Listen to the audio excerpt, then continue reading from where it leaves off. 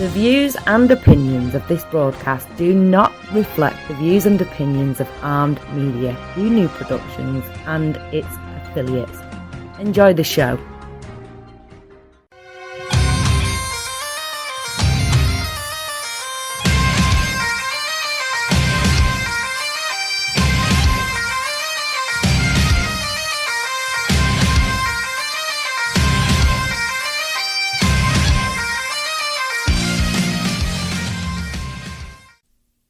Hey guys, thanks for tuning in. It's Monday night. You're listening to Two Beards Talking. I'm Daniel Sanders, and joining me as always is my co-host DonnieJ. Donnie, how's it going? If it was any better, I couldn't stand it. Yeah, all right, man. You know, I'm so glad we're finally getting a cold front. It's finally starting to feel like fall. Well, you know, it was like Alabama didn't get the memo that fall had arrived, and it's been in the 80s and the 90s, and now finally, fall is here. You can open the windows at nighttime, and it's really cool, and I'm loving it.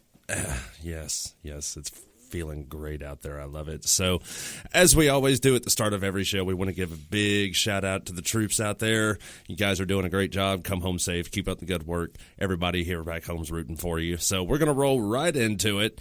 Even if you haven't been watching the news, unless you've been living under a rock for the last 2 weeks, then you know, this should come as no surprise, of course.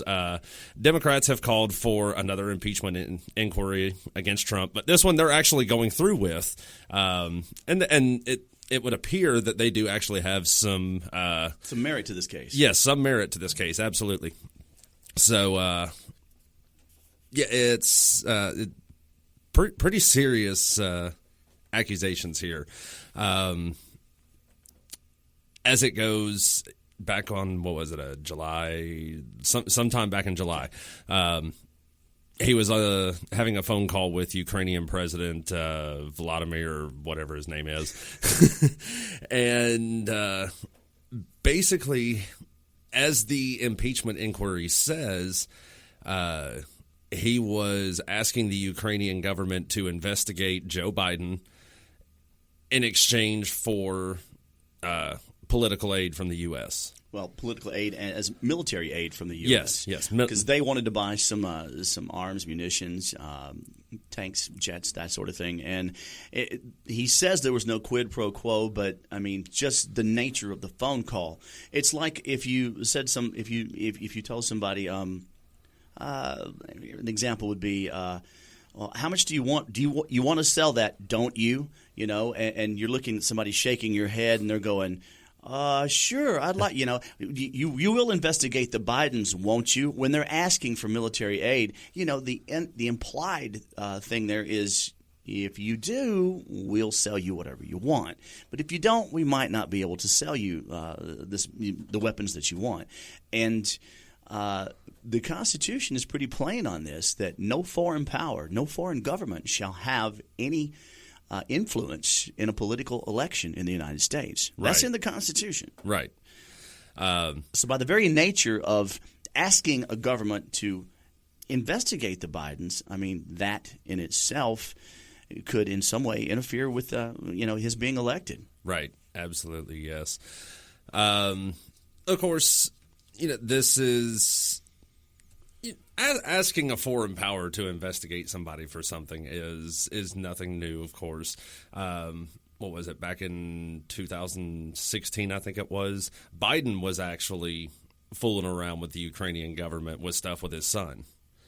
Well, that was the implied quid pro quo was he was investigating, asking about the gas company and gas prices, and suddenly Hunter Biden gets a seat on the board of directors for a gas company. Yeah. This quid pro quo, that, however, I had like to point out, the Constitution doesn't say anything about that. I realize, yeah. When you're the President of the United States, you're held to a higher standard than you are if you're, former Vice President, Senator, Congressman, whatever. High crimes and misdemeanors. I understand. Yeah, we're kind of comparing oranges and tangerines here. Yeah. They're both fruits, but they're fruits of a different tree and a different color and different nature and different well, taste. no. Oranges and tangerines are the same color. Well, here's the thing. Biden is running for president and formerly served as a vice president. Sitting president's Donald Trump, of course, and he is bound by the oath that he took, the oath of office. He's bound by the Constitution and the Emoluments Clause. He got past that years ago, right? When they were, something else has arisen about that. The use of his estate in Scotland, his hotel in Scotland, being used by military personnel.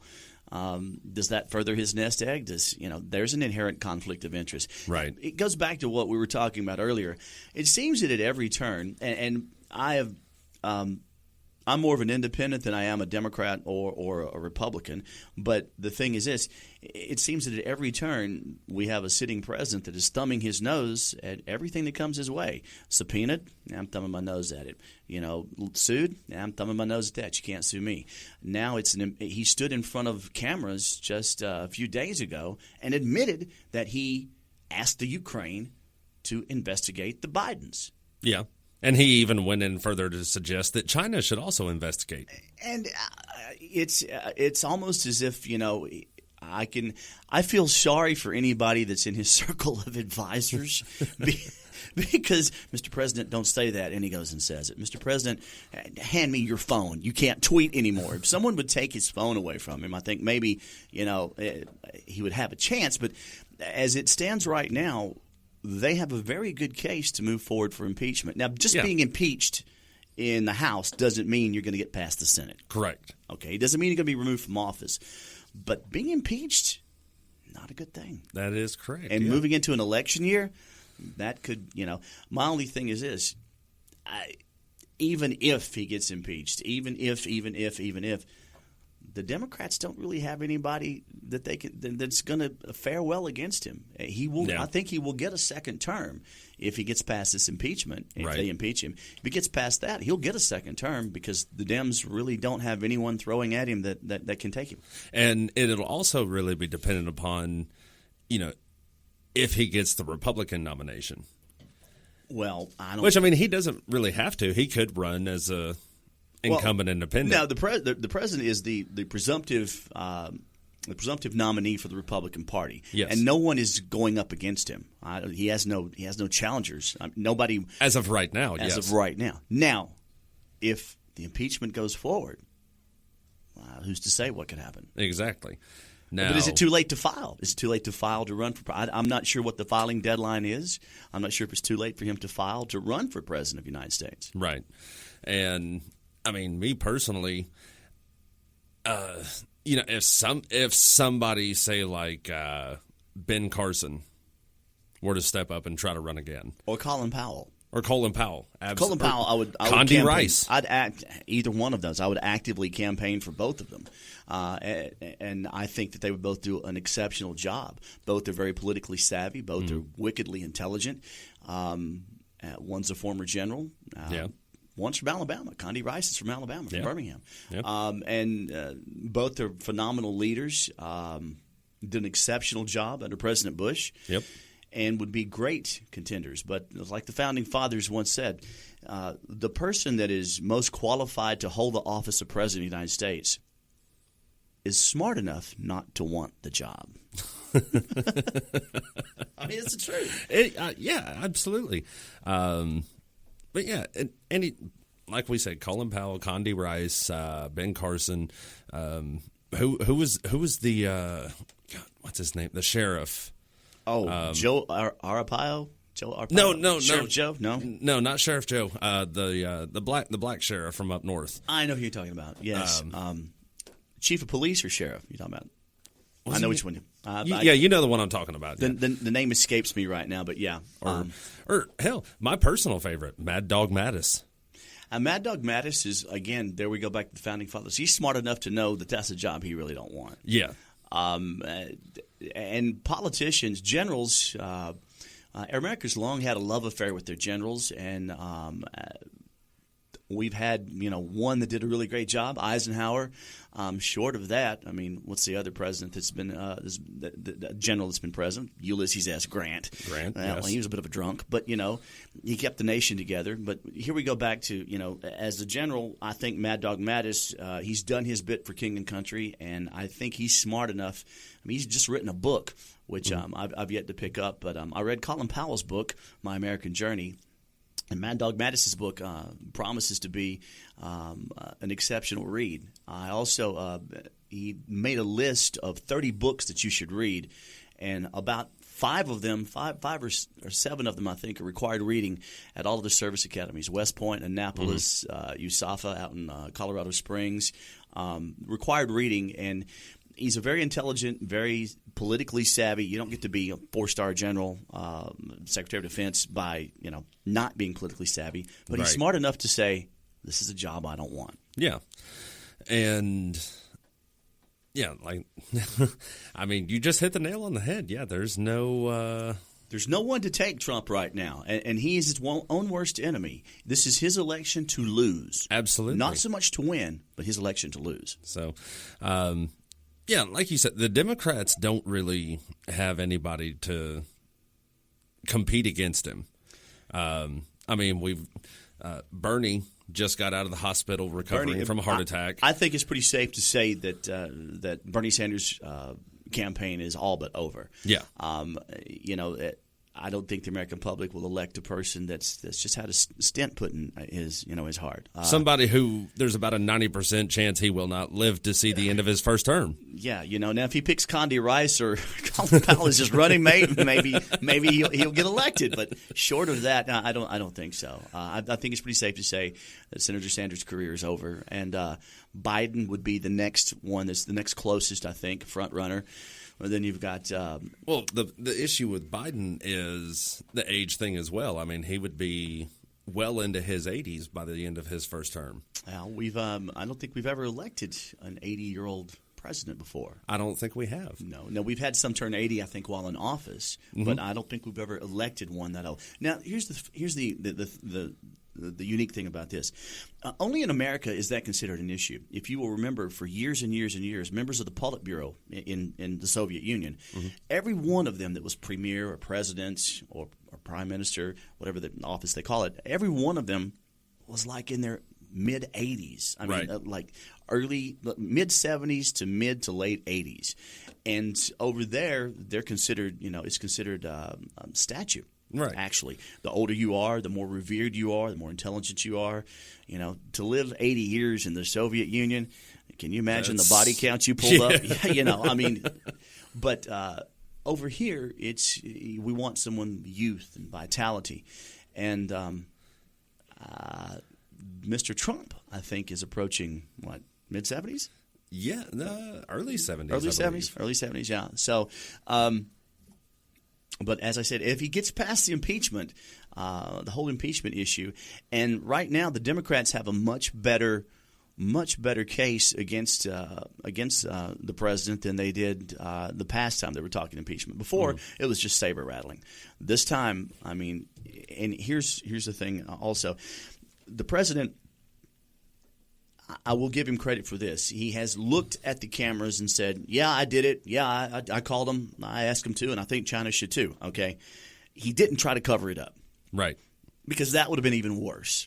Not only did you do it, you lied about doing it. Right. At least he said, yeah, I did it. Okay. That took some of the wind out of the sails because the Democrats are like, okay, well, all right, now what do we do? Well, now you got to prove that what he did actually interfered with an election in the United States. Right. And if it did, he's violated the Constitution. Right. Which is something the sitting president just doesn't do. Mm-hmm. Yeah, and that's the big kicker right there. They're going to have to prove that it did actually interfere with Biden's chances at getting elected. But I mean, hell, we haven't even gotten to the. Let's do this. Let's change things here. We're talking about the president called the Ukraine and asked them to check into to investigate Biden. Mm-hmm. Let's switch some names here. The president called Vladimir Putin and asked him to check into Hillary Clinton. Let's switch things up here now. Mm-hmm. we go back a few years and we switch the names around. If that had happened now, what would happen? What would the case be? The same thing happened back then, and it couldn't be proved that, beyond a shadow of a doubt, it couldn't be proved that Putin actually investigated Hillary Clinton, actually had anything to do with the election. Right. Okay. But we switch this around now. What's to say? And here's what's causing everybody some problems is that with him actively asking the Ukraine to investigate Biden and then turn around and saying, and China should investigate him too, now it becomes more and more apparent that he probably did ask the Russians to interfere with the election. I mean, that's just my personal take on things. False in one thing, false in all things. Well, I mean, it was already proven at that point that they tried to interfere. Yeah, but I actually think it was Vladimir Putin's own admission that it was the Democratic Party asking him to interfere. Well, all jokes aside, it could have been the Democratic Party. Well, there's been allegations on both sides. The Democrats say the Republicans did it. The Republicans say the Democrats did it, and that's gonna go on and on and on forever. Mm-hmm. But if you could switch those things around, I mean, let's change that up now, and they would be lynching the president right now. Instead, they're just investigating. They're just testing the waters and moving forward in the impeachment process. Right. And I think what you're going to see is Republicans are trying to say it's a witch hunt and they're simply doing this to derail the election. And the Democrats are saying, no, there's really something here and we need to explore it. And I think both sides can, make a little bit of a case. The Republicans can make a little bit of a case as a witch hunt, but not really. It just happens that they're bringing this up right now. And the election is coming up. Right. If this had been the case with the Russians and the last election and they'd found out about it in time, it could have derailed the election there. Absolutely. Yes. Either way, it does not look good for President Trump right now. Correct. And I want to go back to something you said just a little bit ago where, you said Trump came out and admitted, yes, I talked to Ukraine. Yes, I said China should do this. And you said it kind of took the wind out of the sails for the Democrats. Damn it. Yep. They were looking for the cover-up. They were waiting for the cover-up, and then we got him, and he didn't cover it up.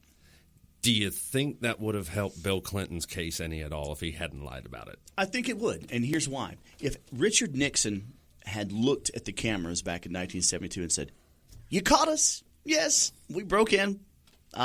I don't know who did it, but I had heard something like that was going to happen. And we've been, spying on the Democrats, and they've been spying on us, which is the truth. Mm-hmm. There was break-ins on both sides. They had been spying on one another. It's a game that they play. Hey, let's get their playbook. It's like getting the playbook for another football team. We know what they're going to have in the next debate. We know what's going on. We know their plays. We can counter them. It's a game that's played. The problem is, he looked at the cameras and said, I know nothing about it. I'm not a crook, So now we fast forward to Bill Clinton. If he'd have said, yeah, the stress of being the president's kind of rough and Hillary's kind of ugly. And that Lewinsky woman, man, she's awfully cute. And she came into the office and, had a cigar. And, if he'd have looked at the camera and said, you got me, I did it. In Europe, the French, the British, they were all going, wait a minute, they're talking about impeaching him for what? He got a what? And they want to do what to him? They're like, what is that? We're talking about French, who President Francois Mitterrand, on his deathbed, his wife and his son came in and visited him and were whisked away. And then immediately afterwards, his mistress and his daughter came in and visited him. And then they were whisked away. And they both met each other out in the parlor as he lay dying and talked to one another. It's just, it's different morals, different mores in Europe than over here. We're a little bit more tight-assed, if you will. Prudish, Puritan. But if he'd have looked at the cameras and said, you caught me, I did it. Yeah, I got a BJ from Monica Lewinsky. It was pretty good, to be honest with you. You know what? Nothing would have happened. There would have been a stir, but there would have been no impeachment talk. Right. There was no cover-up. And technically, he didn't violate any oath. He didn't violate anything in office. Now, what President Trump, if allegedly has done, possibly rises to the level of a constitutional offense. Yes. Yeah, definitely it could. And we've got copies of the Ukrainian call transcript between Trump and President Zelensky. Zelensky, that was the guy's name. I couldn't remember earlier. Vladimir Zelensky. Yes. Well, supposedly, there was no quid pro quo. Yes. But here's the thing. I mean, if you have maybe on this call there wasn't an actual quid pro quo, and if you know what you're going to do, if you know you're going to do something that's maybe a violation, you're gonna watch what you say. Right. All right. Now, we know for a fact that prior to this call that the Ukrainians had requested military aid. So now, on this call to the Ukrainian president, and he asks for a probe into the Bidens, there is an implied quid pro quo. Maybe not out in the open, but it's implied. Because you want something from me. Hey, by the way, I want something from you. Now, if I come to you and say, Daniel, I like that firearm that you have. I like that weapon, and I want to buy it, but I don't have the money for it. And you say, well, okay, we can talk about that. Hey, by the way, you know that old truck that you've got? I've always wanted one just like it, and I can't find one. You know where I could find one? Well, now I'm thinking, well, let's see. We can make a trade here. I'll give you the truck. You give me the weapon. You see what I'm saying? Yeah. So you want something from me, but now all of a sudden on a different call, I want something from you, and on a different call, you want something from me. That is a quid pro quo. Right. Implied, yes. So it says here in the memo, there's a lot of talk about Biden's son, that Biden stopped the prosecution, and a lot of people want to find out about that. So whatever you can do with the attorney general would be great, Trump said in the phone call. Biden went around bragging that he stopped the prosecution, so if you can look into it, it sounds horrible to me. That's the quote from the memo there. Yeah. And, of course, he's talking about when Biden was urging Ukraine to fire its top prosecutor, Viktor Shokin. Mm-hmm. Says here he was investigating the natural gas firm Burisma Holdings, where his son Hunter was on the board.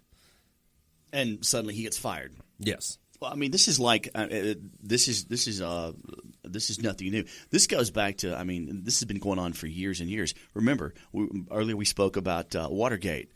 What did they do? They fired Archibald Cox, the special prosecutor. Yeah. You're investigating something that I don't like, so I'm going to fire you. Right. There's a conflict right there. Absolutely, yes. But that conflict goes against Biden, not Trump. Exactly. It benefits Trump. Yes. Yes. Yes, absolutely. So there we go. There's some more improprieties. You have to avoid the mere – Biden said this. You have to avoid the mere appearance of an impropriety, not just the impropriety itself. Right. And it seems as though the president is not going to any lengths to avoid even the appearance of an impropriety. He just don't care. Yeah. You know. And, I think Trump has the mentality of – I'm going to do whatever I want to do because the people are still going to vote for me. Well, that's exactly it. And he was, he promised. I said this earlier. He made a promise to drain the swamp. Yes. He didn't drain the swamp. He just changed the water. That's all he did. I mean, the same characters are still there. They're just on a different team. Yeah. They're still corrupt. Still corruption going on. And a major thing that Trump has going for him right now. If you'll notice, in the past couple of weeks, past week in particular, just the mere mention, the thought, the hint, let alone an outright call for impeachment, the stock market has taken a tumble.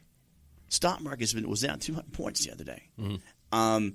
And people are Wall Street's starting to panic right now. Right. You can say what you want to about President Trump, and there's a lot that many people can say, whether you're for him or against him. You cannot deny the simple fact that the economy is stronger and the stock market is up. And the talk of his impeachment has made stocks fall. Now, what that's going to do is come election time, people, the founding fathers said, knew that economic self-interest was one of the main things that the American public would heal to, right? Yes. So when employment's down, when everything is when the stock market is down, people want change. You give them that change, and they remember that come election time. Now, they can impeach him, but impeaching the president and removing him from office are two entirely different things. Right. And when it comes to removing him from office, people are going to look at the stocks, look at their 401k, and they're going to say, no, I don't think so. Yeah, yeah. That's just my take on it. I could be wrong, but the Democrats believe they have enough votes to pass articles of impeachment. They think they've got 217 votes, which is what they need to pass articles of impeachment against the president. But then it goes to the Senate. Right. And when it goes to the Senate, I don't think whether he's got the majority there is a different story. Yeah, it'll definitely be stood up in the Senate. I think it won't. I don't think it'll go any further than that for sure. There's already 227 votes on record as going for his impeachment. Some of the Democrats could get cold feet at the last minute. And there are some Republicans that could switch sides. Right. You never really know. Yeah. I'm sitting here looking over this report, and I see this picture of Rudy Giuliani. Crazy Rudy. This is going to segue into the next topic.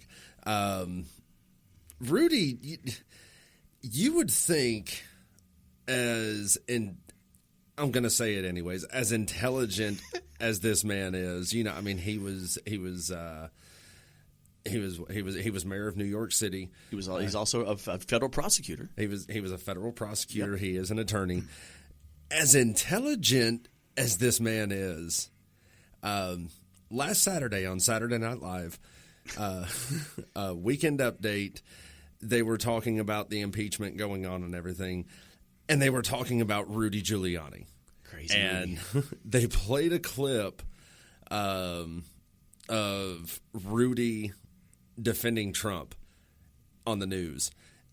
And the clip that they showed, it was hilarious. All it shows is Rudy just arguing with people. No, you're stupid. You're stupid. You're a stupid head. You're stupid. You'd think a former federal prosecutor and mayor of New York could find a little more eloquence than that. Yes. Instead of you're stupid. And sometimes when you watch clips of him, when you hear him, what I love to do is I love watching him live when there's a live interview going on, and it's the point where the media it's like they drool over the chance to interview Rudy because he does make a point. They do interrupt him a little bit, but I mean he'll say something totally off the charts, and the media will say, "Well, can you explain that?" And then he gets flustered. He gets mad. Rudy reminds me of somebody who stayed at the dance just a little bit too long. In his day, he was a great prosecutor. And he was a great mayor of New York during 9/11. And did a phenomenal job there. He rose to the occasion. But I think it's time for Rudy to go home now. Yeah, I would say so. When you can't muster any more eloquence than you're stupid, you really shouldn't be counsel to the president. That's just my personal opinion. And during the same skit, this kind of, I won't say it struck a nerve with me, but it struck a nerve with me. Michael Che, and I'm going to get the quote pulled up here so I don't. I know where you're going with this. Yes. Well, this was the entire skit. From Weekend Update. It says, this week, President Trump was accused of a shady mafia-style shakedown of the Ukraine. But luckily, Trump's lawyer was able to smooth it over with professionalism and class. Insert video of you're stupid. Yeah. And you have to see the video to get the context, but he goes on to say, by the way, that looks like the world's angriest game of Guess Who. Yep, exactly. Exactly. You know, he did everything but stick his fingers in his ears and say, la, la, la, la, la. I mean, you know. And now Democrats are moving towards impeaching Trump, which should feel like a huge historic moment. But with Trump, even impeachment just feels silly. Like the movie Nixon was a serious film directed by Oliver Stone.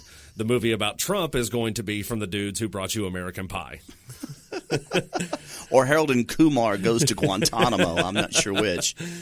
And by the way, the one thing we haven't heard from the White House all week about this is a denial. Trump just keeps saying that all the information is bad because it's secondhand. It's like if the cops asked you if you murdered someone, and instead of saying, no, I didn't, you said, who told you that, Ron? Well, you know, and that goes back to what you said. You know, before he was saying the information's all bad, the information's all bad. Then the other day, in front of the entire White House press pool, he called for. He said, "Yeah, I talked to the Ukraine. The call was, as he's been saying, the call was perfect." And he asked the Chinese to do the same thing. Right. So now he's admitted what he did. Right. And it's almost as if he's looking at people going, what are you going to do? Really? Really? His ego is so huge that he does not think he can be impeached. He doesn't think he can be removed from office. And sadly, or rightly so, he may be right. Yeah. So at that point, the other half of Weekend Update from SNL, Michael Che, chimes in. He goes on this rant about how long the impeachment process takes. And then this was the comment that he made that, you know, kind of didn't sit right with me. He says, I bet somebody explained how long impeachment takes to John Wilkes Booth. And he was like, okay, well, where's he at right now? He didn't come right out and say it, but even if, I mean, Helen Keller could look at that and see, okay, where he's going with that. Yeah. Yeah.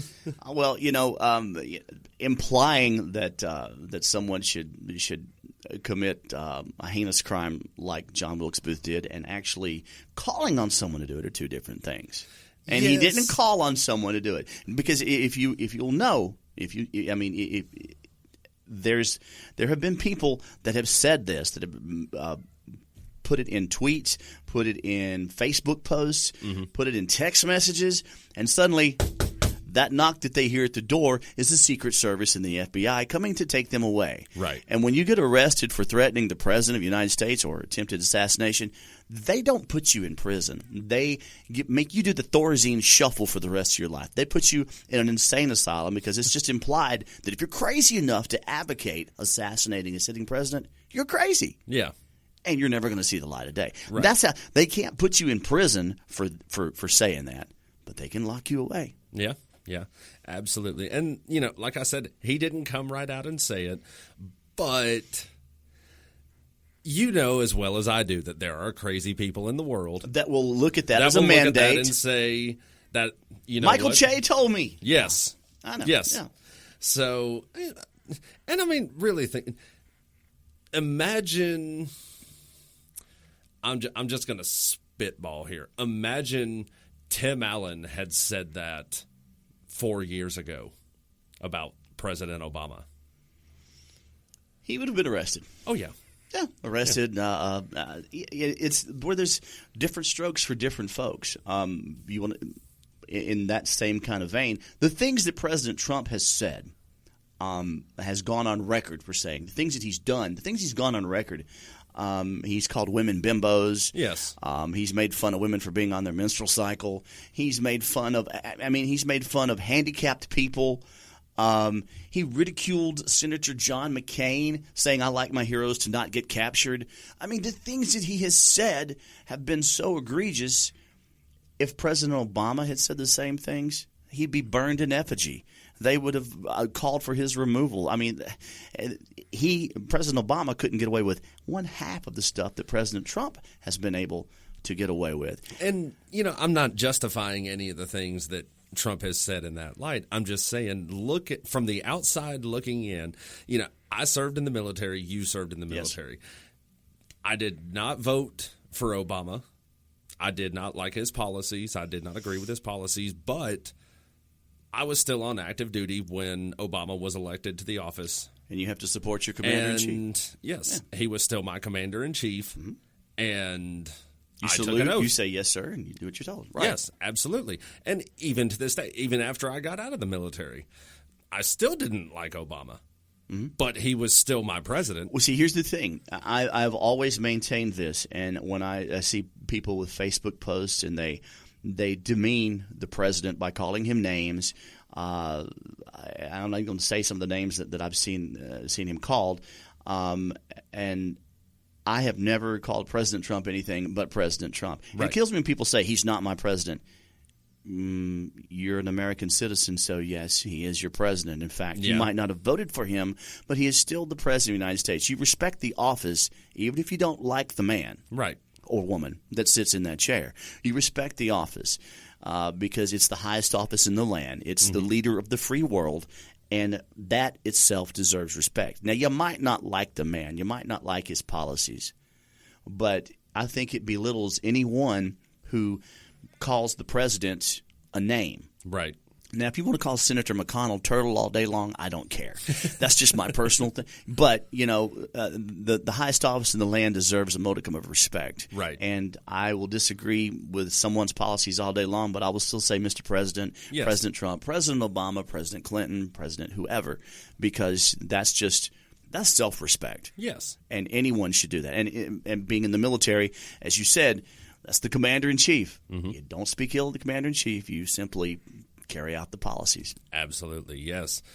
And it's I've felt that way even when I wasn't old enough to vote. That's just I don't agree with everything that Trump has done. I don't. There's some things that he's done that I like. I like the fact that the stock market was up. I like the fact that people's 401ks are strong. I like the fact that the economy is strong. I don't like the fact that he's rolled back a lot of environmental legislation, made it easier for companies to pollute. And I think his foreign policy is, the ends justifies the means. We're looking at Machiavellianism here. The ends justifies the means. So it doesn't matter what he does, as long as the end result is this. Okay, I think his foreign policy could be a little bit better, and I think that a lot of people in the world are ridiculing the president, and I think that undermines and demeans our country. I think he should conduct himself in a more presidential manner. And someone, please, for the love of God, take his tweeting privileges away from him. Yeah, he tweets way too much. He does, and like I said, I think that could be one of the things that's going to be his downfall. Yep. Thumbing your nose at the media and at the American public, probably not a good idea. He has gotten a little bit better. He doesn't tweet as much. Instead of tweeting 10 times a day, now he's tweeting 8 times a day. Yeah, but those 8 times that he tweets, I mean, it's like he makes up for the other 2 times by just saying stuff that's worse. I mean, it's like days without being a national embarrassment, 0. I mean, and I mean that's just how he conducts himself in office. Like I said, I approve of some of the things he's done. I'd like to see a presence that's a bit more presidential. Yes. I know that people like him because he's not a politician per se. A businessman that got elected to the highest office, and they were looking for a lot of change. And he has shaken things up. That said, you can shake things up and be a little more presidential. Just a little bit. Just a little bit. Just a and little a little bit. less of a child and nah, you can't get me. That's, and back to the whole thing that we're talking about is like you said, the transcript shows that he asked for Biden probe and asked about the DNC server, and technically he made no mention of U.S. aid. But I think what's going to happen in the following weeks with this whistleblower, and there's a new whistleblower that's coming forward. The first one said that he didn't have firsthand knowledge, which, by the way, is not a requirement. You don't have to have firsthand knowledge. It can be secondhand knowledge. It can be hearsay, and you can be protected under the whistleblower status. But the second whistleblower, says he has firsthand knowledge. And I agree with something that the Republicans said. Shocker, shocker.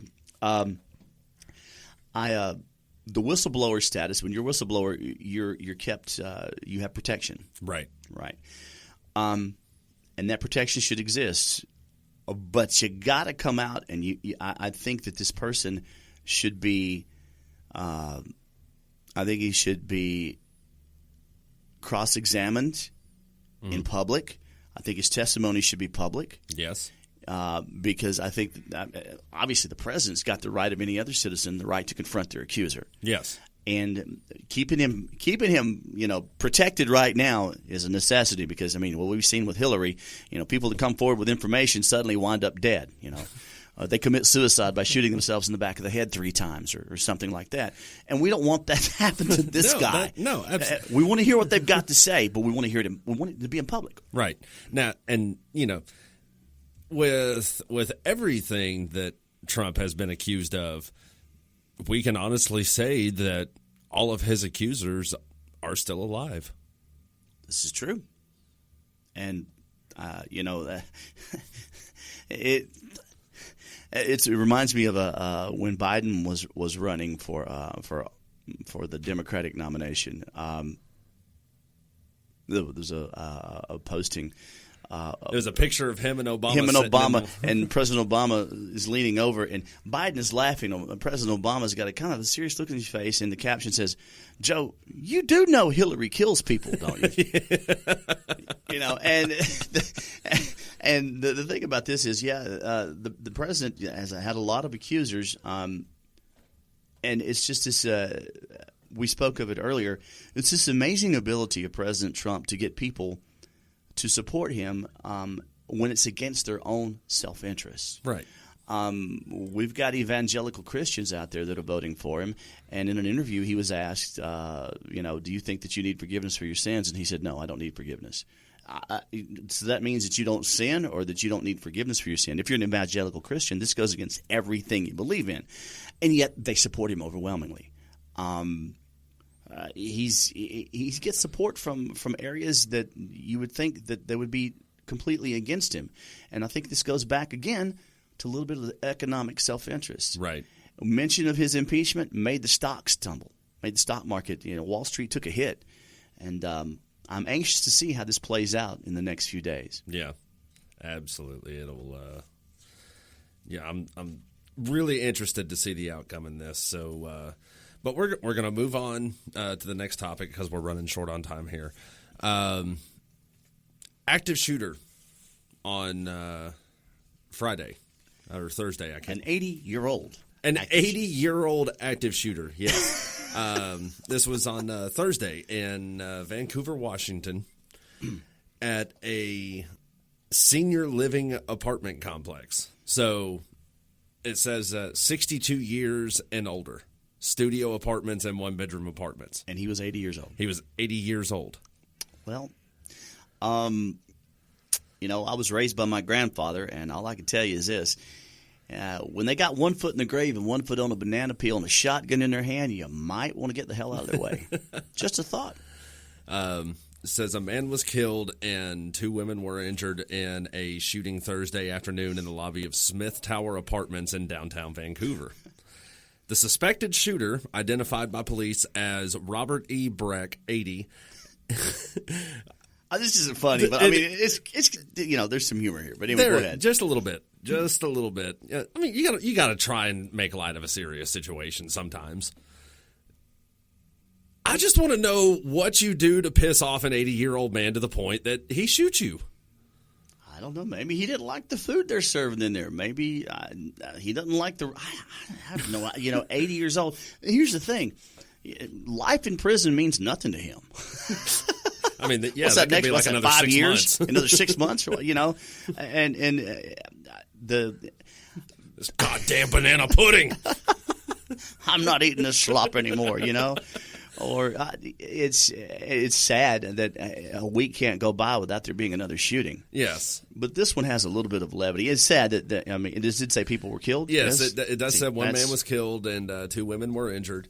It says resident of the senior living building, was taken into custody after a standoff with law enforcement that lasted nearly 2.5 hours. Wait, what? He stood them off? Yes. Go, Grandpa!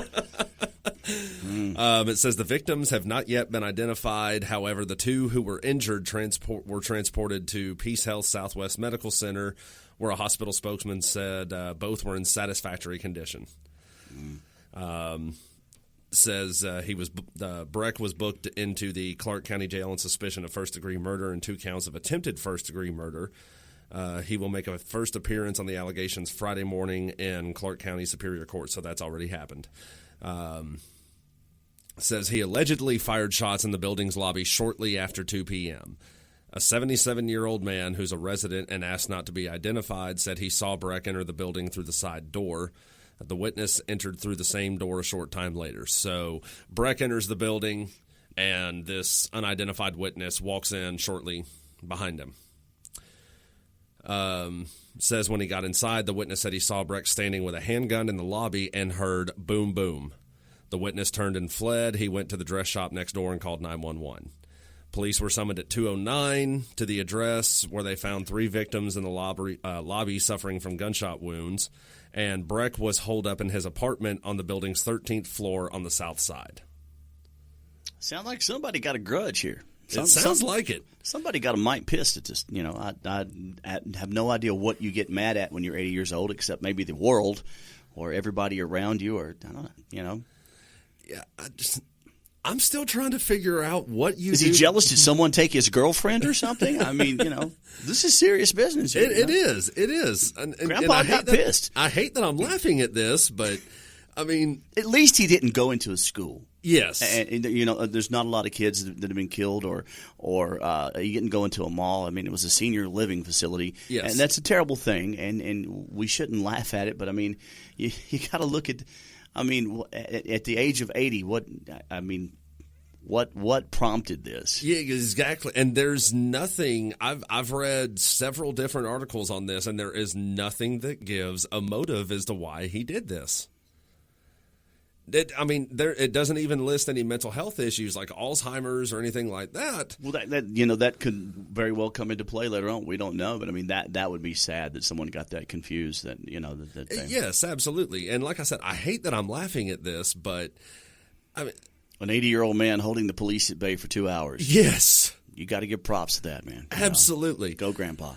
It says like they had a drone flying outside of his apartment window. There was a crisis negotiation team, SWAT teams on site. You sons of bitches! I'll blow you away, you know. Bring me some Ensure. Go Grandpa, man. You know, it's a terrible thing, but yeah, that is. It's at least there's some levity in there that it wasn't a school shooting. It wasn't a 15-year-old. It wasn't some psychotic idiot. Right. It was just Grandpa who's pissed at the world. You know? So it says SWAT officers evacuated the residents who were able to navigate the stairs and told everyone else to shelter in place. It's a 15-story building. And first, I've never been to Vancouver, Washington. I don't know how big a city it is. I can't imagine. I think it said somewhere in the article there's like 170 apartments in this building. And I don't, call me crazy. I just don't see that many senior citizens living in one. That could be what it is. Too many senior citizens living in one building together. You need some breathing. You need some breathing room. Yes, a little space. But it says at 4:35 p.m. he was finally let out of the building in custody. Says he was wearing a gray T-shirt, plaid pajama pants, and a baseball cap. I don't know why his wardrobe was relevant to this article, but he was taken into custody without incident. It says law enforcement didn't even have to fire their weapon. He just came out. He just got tired. Yeah. He's 80 years old. It was, it was like 4:35. I said, life imprisonment to someone like that, it takes on a whole new meaning. You know, it's and don't mess with the old folks. Well, not only that, it was 4:35 p.m. when they finally arrested him. It was past his dinner time. It was almost his bedtime. Oh, I'm going Jeopardy's to hell. coming on, and I need my banana pudding. Oh, I'm going to hell. Both of us. But I still want to, I read this to you earlier. I still want to know why this article found this relevant to list this in here. It says a 12th floor resident who was friends with the man who was killed said she watched SWAT officers walk past her door through the peephole. What does that have to do with the price of eggs in China? First of all, who wrote this article? Number one, because they plaid pajamas and a T-shirt and a baseball. How is that relevant? The killer this weekend is fashionably dressed, and what the hell? You wonder who writes this stuff sometimes. I mean, what is the relevance of putting that in there? The well-dressed killer today will be wearing what? Really? SWAT teams walked by my peephole. Oh, it even has a shooting timeline on here. I wonder if they have anything in the timeline about SWAT officers walking past this woman's apartment. We're taking a break because it was dinner time and he had to get his banana pudding. Or what? I mean, the reporting, the report. There's not a lot of good reporters out there today. You'll catch one or two here and there, but for the most part, I mean, the reporting is. I don't know what they're teaching in journalism classes these days, but it's not journalism. I think it's a lot like finance school. They don't teach you about finance. They teach you about what laws there are and what laws you need to avoid trying to break. Or law school, like where they teach you the laws and they teach you the theory of the law and they teach you how it's supposed to be. And then when you actually go into a courtroom, it's like, this is bullshit. This is nothing like what they taught me in school. Welcome to the real law, Yeah, not to make because I know you went to law school and everything, but I feel like I've seen enough law shows and movies about trial process and everything that I feel like if I studied for about the next 3 months, I could probably go past the bar and bullshit my way as an attorney. What was that movie? Catch Me If You Can. Yeah. With Leonardo DiCaprio. He apparently what's his name? Frank Abagnale. Yeah. The movie's based on. He took the Florida bar. Yes. And here's the thing. The Florida bar today, Florida, New York, California, 3 of the hardest bar exams in the entire country to pass. They have a fail rate of first-time passage. Law schools are gauged on first-time passage of your bar, and they have a fail rate of about 38%. 38% of the people fail the first time, or 38% of the people pass, rather. The rest fail the first time. Wow. They pass it the second time, but the first-time passage, it's because it's that difficult. So for him to pass the Florida bar without ever going to law school, hey, kudos, man. Yeah. And in California, you don't have to go to law school. You can take the bar exam, and if you pass it, you're admitted to the bar.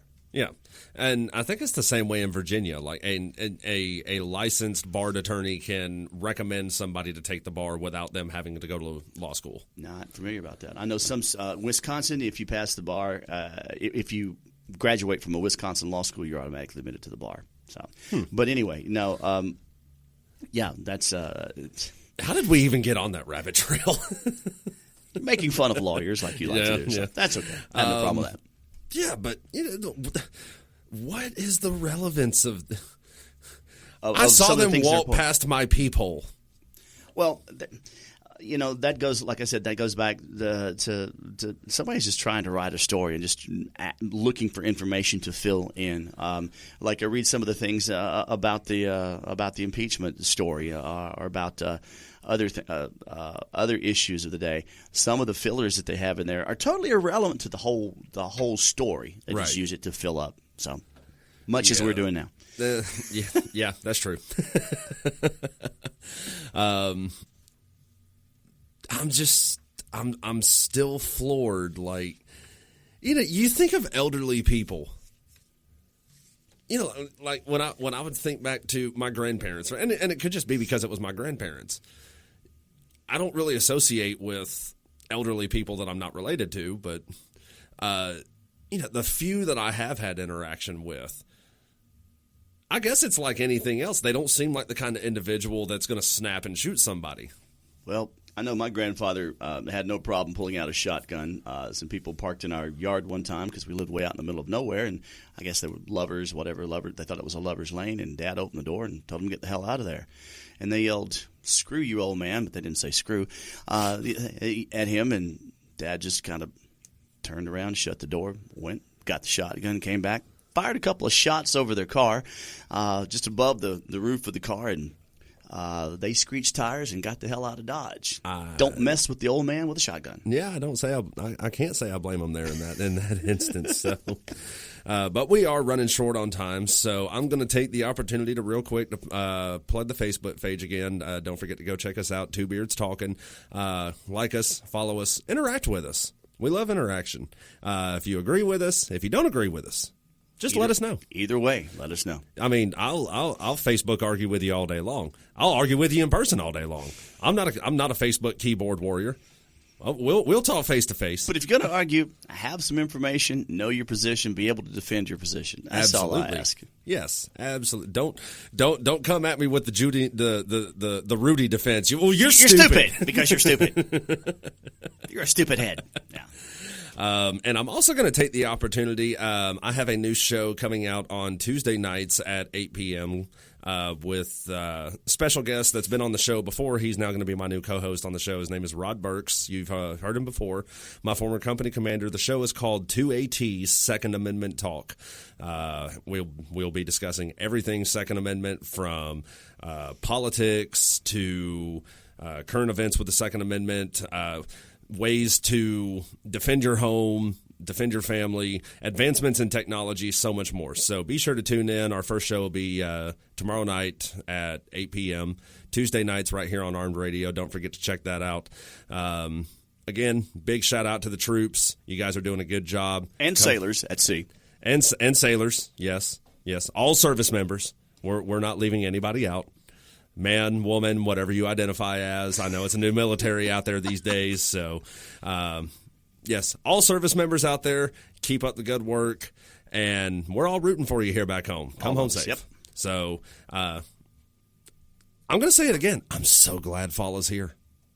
It's awesome. You can leave the windows open at nighttime, and you don't have to worry about it is nice. Yes. Like I said, for weeks I thought Alabama didn't get the memo that fall is here. Yeah. Much of the South. But yeah. 100-degree heat index on October 1st is bullshit. So, thanks for listening, guys. We appreciate you tuning in and listening. We'll catch you next week. I'm Daniel Sanders. I'm DonnieJ. Thanks for listening, guys.